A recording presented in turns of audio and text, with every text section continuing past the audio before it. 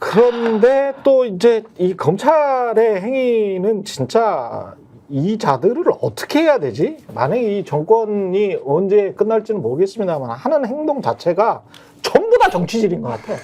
전부 다. 이 자들이 지금 공무원이야.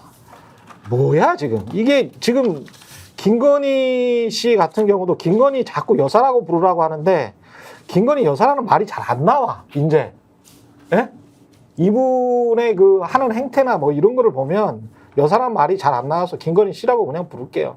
김건희 씨가 명품백을 받았어. 명품백을 받아가지고 이 디올백을 뭐 이게 검찰에다가 제출을 했다는 거죠. 네. 근데 그 검찰에다 제출했는데 그 받은 디올백이 그 디올백인지 번호도 확인 안 했다는 동일성 검증 절차, 고유 식별 번호를 확인을 해야 되는데 그것도 안 했다는 거잖아요, 검찰이. 네, 그렇죠. 이미 그 국회 정무위 회의 때 이 네. 그 고유 번호가 공개가 됐었어요. 네. 그럼 이거랑 이제 동일한 제품인지 아닌지를 확인을 해야 네. 이제 그 가방을 보관하고 있다 갖고 온 것인지 아니면 논란이 되니까 자기가 그 가방은 이미 사용을 했는데 새로 산 거. 네, 새로 사서 갖고 온 건지를 이제 확인할 수 있는데 그게 말하자면 지금 이 명품백을 둘러싼 해명이 계속 꼬이고 엇갈리고 어떤 부분은 충돌하고 대통령실과 그렇죠. 여사 그 김건희 여사의 그거가 뭐 이런 과정들이 있는데 그러니까 최소한 거기서 대통령실의 어떤 진위, 그러니까 진심, 뭐 진정성 이런 걸 확인하려면 최소한 그 가방은 맞아야죠. 이런 거예요. 그 가방이 그 가방이야. 그래야 이거를 대충 이 가방 맞죠? 이러고 이제 접는 건데, 근데 지금 그 확인을 안 했다라는 거고 그렇게 되면 결국엔 이 모든 이 사회적인 낭비와 논란과 혼란과 이거를 초래한 이 가방을 둘러싼 지금 이 상황 자체가 그냥 희화되는 상황인 거잖아요. 접는 것도 문제인데. 네. 이 부분과 관련돼서는 모르겠다, 우리는 모른다로 결론 날 가능성이 있지 않나라는 생각이 잠깐 들었습니다. 우리는이 왜냐면 누구예요? 우리는 검사가. 검사들이. 우리는 모르겠다. 우리는 이 가방이 누구 건지 모르겠다. 동일성 여부는 내가 모르겠다. 이렇게 갈 그거는 가능성이 말이 안 되지. 있어 보이지 않나. 물론 이제 저만의 상상인데 왜냐하면 어제 한겨레 기사를 보니까 이렇게 돼 있어요. 그러니까 최재형 목사는 국회에서 제가 표시를 해둬서 표식이 가능하다. 내가 진위를 판단할 수 있다. 이렇게 얘기를 했고, 그 다음에 아까 말씀하신 모종의 이제 문자열과 넘버가 공개된 것도 있지 않습니까? 네, 근데 S. 그 문자열과 넘버는 그 자체는 이 동일한 이제 제품에 대해서는 일종의 제품 코드여서 다 이 동일한 제품이면 다 들어가는 넘버라는 거예요. 그래서 그렇죠. 맞아요. 그거 자체는 이제 이 고유한 고유 번호가 아니라는 그렇죠. 거죠. 요거에만 고유 해당하는 번호가. 번호는 아니고 그러면은 요 제품만의 고유한 시리얼이라는 건 존재하냐를 한겨레가 디올 관계자한테 물어봤어요. 네. 근데 제품만의 고유한 시리얼 번호를 운영하고 있지는 않지만 간혹 제조상의 이유로 제품 안에 번호가 새겨져 있기도 하다. 이런 애매한 얘기를 하고 있습니다. 무슨 얘기인지를 모르겠는데 어쨌든 시리얼 번호를 제품만의 고유한 거를 운영하고 있지는 않는 제품이다라는 식으로 디올 관계자가 얘기를 하는 거잖아요. 예. 그러면 이런 근거들을 막 모아가지고 제가 이제 혼자만의 내피셜은 검사는 동일성 여부를 판단할 수 있는 장치는 없다. 1. 2. 최재형 목사가 주장하는 표식이라는 거는 주관적으로 주장하는 거니까 그건 우린 모른다. 이렇게 가는 가능성이 있는 거 아니냐. 그럴 수 있네. 그럼 의심이 된다. 일부러 그렇게 하려고 그럴 수도 있겠죠. 근데 최재형 목사가 말하는 자기가 표식. 식별할 수 있는 표식이 뭐예요? 안 말해주고 있지 아직. 그게 뭔지는 말을 안 디올백 안에 가령 뭐 안 보이는데 무슨 태그가 있는데 조그만하게 자기가 뭐 써놨나? 빨간 걸로 뭘 하나 점을 하나 찍어놨다 할지 근데 이제 아니라서 뭐 사용자도 잘 모른다 할지 그런 표식일 수도 있는 것이죠. 그리고 사실은 이걸 곰곰이 보면 검찰의 이런 행태를 이미 예견한 검찰이나 경찰의 이런 행태를 이미 예견한 사람이 있네요. 그 아크로비스타의 그 변호사분이 계시잖아요. 그 여자 변호사? 그 권 변호사. 네. 그 권 변호사 경찰에서 이거 증거로 제출하라고 책 제출하라고 그러니까 안 준다 그랬죠. 안 준다 그랬잖아. 니네 못 믿는다. 니네 못 믿는다고. 그게 결국은 가지고 간 다음에 이 책이 그 책이 아닌 것 같다. 뭐 이런 식으로 경찰이나 검찰에서 둘러댈 수도 있었었거든. 그렇죠. 그러니까 이게 지금 김건희가 버린 거냐? 또는 김건희 윤석열 후보가 버린 거냐? 야, 아니다. 경찰과 검찰은 지금 알리바이를 만들어주는 어떤 기구가 돼버렸잖아요. 네. 이거를 퍼펫이라고 그러는데. 아니 그래서 권력의 퍼펫. 맞아요. 인형들이야 이게. 네, 그래서 사실은 이제 이런 식으로 이제 문제가 되면은 예. 진짜 그 물건이 그 물건인지도 모르고 그 물건 뭐 이제 어떻게 행동해야 될지도 모르고 이제 복잡스러운 상황이 이제 펼쳐지게 되는 거잖아요. 그래서 이런 상황에서는 그 소유권, 지금 검사가 이 물건이 이 사람 건지 아닌지 확인도 안 해주고 우리한테 알려주지도 않잖아, 솔직히 예. 말하면. 그러면 우리는 이럴 때는 이 최재형 목사나 이명수 기자가 이 가방 그럼 돌려주세요. 선물 돌려주세요. 소유권 나에게 있습니다. 그렇지. 그렇게 해놓고 실질적으로 그 가방인지 아닌지 확인하는 절차를 법원에서 거쳐야 돼요. 그러네. 법정에서 네. 판사를 상대로 해가지고 네. 이거 물건 가져오라 그래라, 상대방한테. 그래서 가지고 와서 이 물건에 뭐뭐뭐뭐 있는데 이건 내 거다 아니다. 그렇지. 만약에 니네가 가져온 이 물건이 내가 표시해놓은 그것이 아니라 그러면 이거는 잘못된 거다. 왜냐면 지난번에 김건희 여사가 자기는 뭐 물건을 돌려주라 그랬다는 둥, 뭐 아니라 그랬다는 둥, 썼다는 둥, 안 썼다는 둥 막 말이 많다가 검사가 나중에 이랬잖아요. 검찰에서 이 물건 팔아가지고 공매해서 국고를 재산을 환수하자 그랬잖아요. 그리고 이게 뭐 대통령 기록물이냐 아니냐 한참 그럴 때 이명수 기자가 나 준 적 없으니까 그럼 돌려주세요라고 해서 또 소유권 주장한 적이 있었거든요.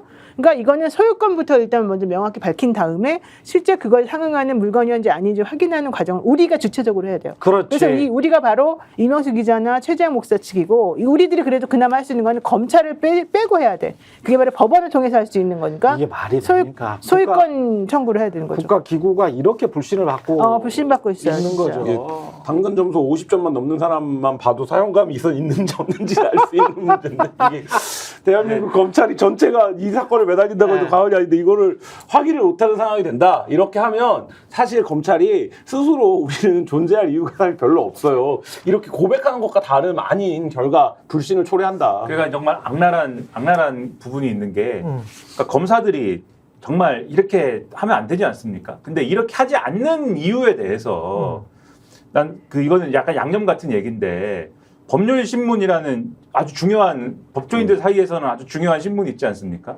근데 법률신문 기사 제목이 빨라진 검찰 언더독의 반전인가예요. 그러니까 이게 무슨 얘기지 하고 이렇게 봤어요, 눌러서. 근데 최근에 이제 이 논란이 되고 있는 서울중앙지검장 이창수 검사, 서울중앙지검 4차장 조상원 검사, 서울중앙지검 반부패 3부장 이승학 검사 뭐 이런 사람들 있잖아요. 남부지검장 신흥석 검사, 서울 남부지검 금융조사 2부장 장대규 검사, 이런 사람들 언더독이다라고 하면서 이 사람들이 아주 지금 열심히 수사를 하고 있고, 그중에 김건희 여사 관련 수사도 있고 뭐 야당 수사도 있고 등등 있는데, 왜 이렇게 사실 이 기사의 행간은 정권 코드 맞추고 있다, 이 얘기로 우리가 받아들여야 되는 그런 내용인데 예. 왜 이렇게 열심히 하느냐. 예. 서울대를 안 나왔대요, 이 사람들이.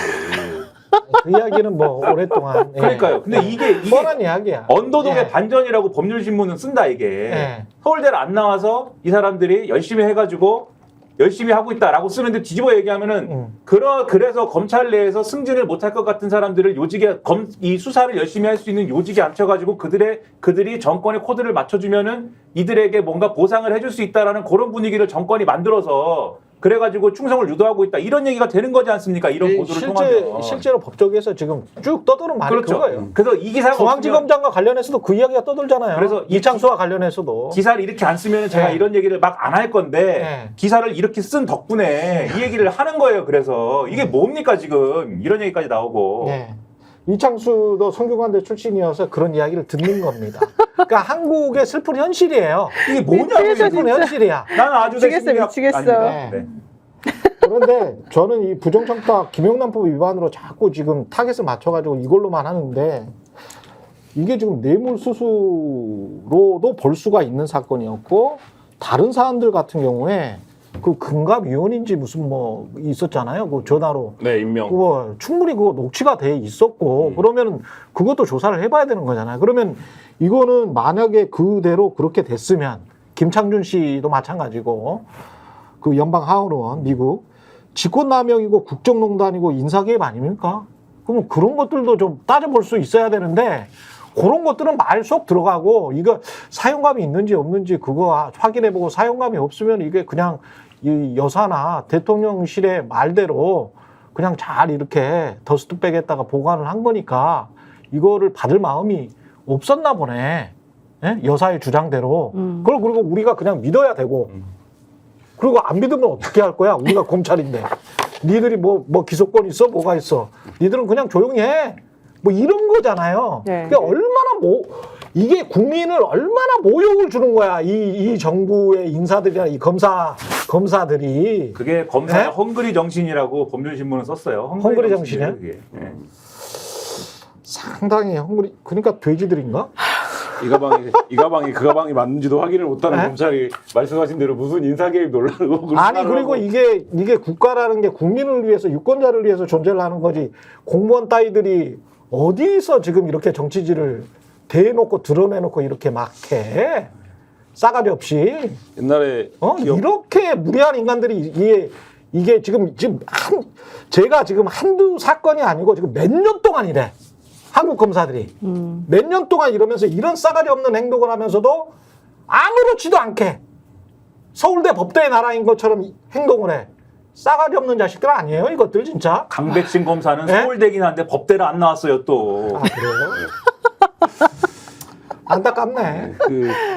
서울대 법대 안 나오면요. 서울대 나왔어도 네. 이릅니다. 네. 아니 서울대 법대를 나왔어도 서울대 교수만 하면요. 그거는 아니에요. 사법고시 안 보면 안 되지. 사법고시를 안 보고 검사를 안 했으면 삼류지. 조국 교수 봐요. 사법고시가 네. 아니라 서울 법대 나왔지만 안 한 게 아니라 떨어졌겠지. 서울대 법대 교수를만 했기 때문에 그렇기 때문에 법률적 지식도 하찮은 것이지. 예. 그래서 이런 얘기를 제가 꺼낸 죄로 말씀드리면 저는 대학교를 졸업을 못한 사람이라는 거를 여기서 강조를 합니다, 제가. 네. 아, 정말 대학교 졸업 안 했어요? 근데 어떻게 이렇게 잘해요? 뭘 잘합니까? 정말 검사들은 본인들이 공무원이라는 거를 좀 새겨 마음속에 가지고 있었으면 근데 이 좋겠어요. 정권 정말 싸가지가 없습니다. 하는 이 정권 행동이. 초기에 네. 검찰 출입을 오래 했던 이제 법조를 오래 출입했던 선배들이 그런 얘기 했었거든요. 농담처럼 이게 검사 출신 대통령이 돼서 레임덕이 오지 않을 거다. 왜냐면 레임덕의 결정적인 방아쇠는 결국엔 검찰이니까. 검찰이 당기는 건데. 그렇죠. 근데 지금 굉장히 특수한 조건에서 특수한 검사였던 사람이 대통령이 됐기 때문에 굉장히 인기가 형편없고 떨어진다고 하더라도 검찰이 움직이지 않으면 궁극적인 말하자면 그 레임덕 오지 않을 것이다 이런 얘기해서 저도 이제 그때는 뭐 검찰이 뭐라고 생각을 했는데 최근에 한 3개월 사이에 벌어진 사건들 보면 하나하나가 다 밑동도 흔들 수 있는 건들이거든요. 그렇죠. 이 정권에. 예. 근데 어쨌든 버티면서 간단 말이에요. 버티면서 가고 있어요. 가고 있고 이게 수사가 어떻게 되는 거야? 뭐 이렇게 사람들이 궁금해할 정도로 사건이 많음에도 불구하고 뭐 하나 딱 떨어지게 나오는 게 없고 아무도 어떤 검사도 튀어나오지 않아요. 그러니까 예전에는 정권 관련된 수사를 하면 위에서 못하게 받고 막 해도 일선에서 튀어나오는 검사들이 있었거든요. 근데 사실 그렇게 움직여지지 않는다. 이게 이제 지금 막 보면 윤석열 대통령 너무 무능해, 너무 못해, 곧 끝날 것 같아 하지만 지금 핵심적인 말씀하신 건데 결국엔 그거에 대한 수사, 기소를 한 기관이 다 갖고 있기 때문에 근데 결국 이 기관이 결심하지 않으면 이 기관이 움직이지 않으면 상당 부분 이런 국면이 정체되고 오래 갈 수 있다 이런 생각이 듭니다. 제가 이제 진짜 좀 어제 제가 검경 전직검 그리고 현재 경에 계신 분들을 만났었거든요. 만나가지고 이야기를 듣는데 그들의 입장에서 한번 이제 이해를 해보려고 했어요. 근데 이제 쭉 이야기를 들어보니까 어떤 모임이 끝나고 나서 좌절감을 느낀 게 하나 있는데 결론은 그거야.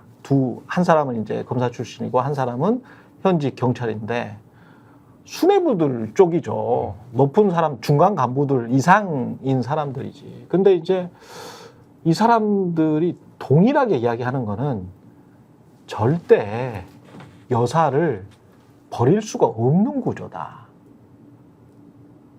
왜? 네, 그래서 왜 그랬어? 왜? 그러니까 이렇게 답변을 하더라고. 어떤 대통령도 아들이나 딸까지는 검찰한테 줬지만 부인을 준 대통령은 없다. 똑같다고 보면 된다.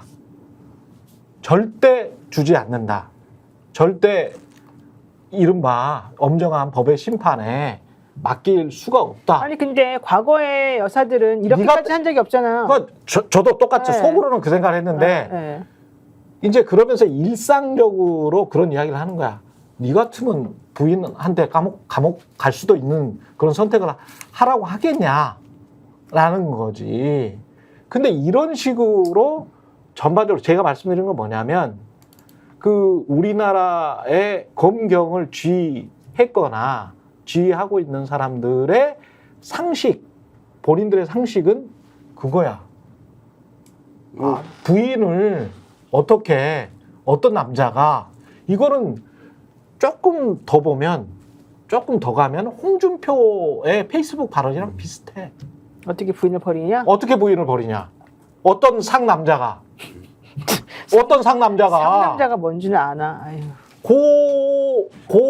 그런데 그거를 법을 다루는 사람들이, 법과 관련한 행정부에 있는 사람들이 그런 마인드로 이야기를 하는 거예요. 근데 네. 무슨 얘기인지 한국 사회를 살아가는 입장에서 이해는 하는데 충분히 나도 이해가 됐어. 예, 예를 들면 어. 윤석열 검찰이 어떤 일을 했습니까? 조국 법무부 장관 수사할 때 네. 예를 들면 남편 건드리고, 그러니까 부인 건드리고 수사하고, 자식 물론 건드리고. 그때도 저 비판적으로 다 혐의가 있으니까 수사를 하는 거지라는 혐의가 있으니까 수사를 한 거죠. 그리고 딸까지 했습니다. 이때 뭐라고 얘기했냐면 많은 사람들이 상식적으로 우리도 아는 것처럼 남편을 구속하면 부인을 구속하지 않거나, 부인을 구속하면 남편을 구속하지 않거나, 자식을 구속하지 않거나, 뭐 이런 게 그렇죠. 말하자면 가족 수사에서의 어떤 상례다, 이런 옛날에 얘기를 해왔는데, 룰이었죠. 예. 옛날에. 근데 이 룰을 본인 필요하면 깨는 거 아닙니까? 그러니까 말하자면 뭐 혐의가 없다 이런 말씀을 드리는 게 아니라 네. 이 수사에서 어쨌든 의사결정이 되는 과정에서 누군가에게 책임을 지우면 되는 부분이었는데, 그리고 충분히 그 수사의 의도를 중간에 이미 달성해버렸는데 그럼에도 불구하고 그렇게 지금 수사를 했는데, 그런 관점에서 놓고 보면 그때 윤석열은 공정과 정의와 상식 아니었습니까? 누가 있으면 권력이 힘 있어도 한다 이런 거였는데, 그럼 마찬가지 잣대를 본인에게 들이댈 수 있어야 하는 거고, 말씀하신 것처럼 어떤 영부인도 지금 김건희 여사처럼 이렇게 복잡 다양한 혐의를 달고 영부인을 하진 않았죠. 한국 역사에 이런 영부인이 어디 있었어요? 최소 주가 조작 전주였잖아.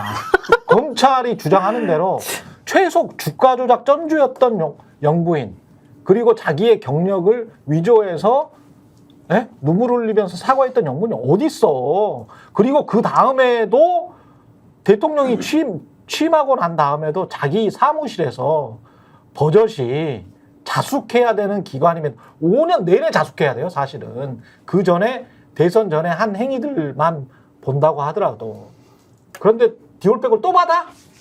제가 아까 그분이 하신 말씀을 듣고 바로 든 생각은, 첫째로 그래도 최소한 잡혀갈 만한 일이라는 거는 그쪽 사람들이 인정을 하는구나 이 생각이 먼저 들었고, 네. 두 번째로 대통령이 정말 그 배우자를 지키고 싶은 상남자의 마음이라고 하면은 배우자를 지키는 대신에 본인이 책임지면 되지 않습니까? 본인이 책임지는 방식으로 지켜야 되지 않습니까? 네. 본인은 아무것도 책임을 안 지는 거잖아요. 여기서 그렇죠. 책임이라는 거는 꼭 법적인 책임이 아니더라도 정치적 책임도 있는 거 아닙니까? 그럼요. 대통령을 그만두시든가. 네. 제가 정말 한계까지 말씀드리면은 이런 배우자를 둬서 내가 미안하다. 대통령을 그만두든가. 아니, 국민들이 한계에 지금 왔어요. 그러니까 뭐 그렇게 네. 해가지고 이거를 방어해달라, 이거를 제가 대통령 그만둘 테니까는 이 부분은 선처해 주십시오 하든지, 검찰 조사를 받으면서 내가 지은 죄에 대해서 내가 사법적으로 책임질 테니 나의 배우자가 지은 죄에 대해서는 최소한 불구속으로 수사를 해주세요 이렇게 하시든지, 그렇게 지키는 것이지, 대통령으로서의 권력도 지키고 대통령으로서의 권력으로 할 수 있는 수단을 다 동원해가지고 내 배우자도 지키고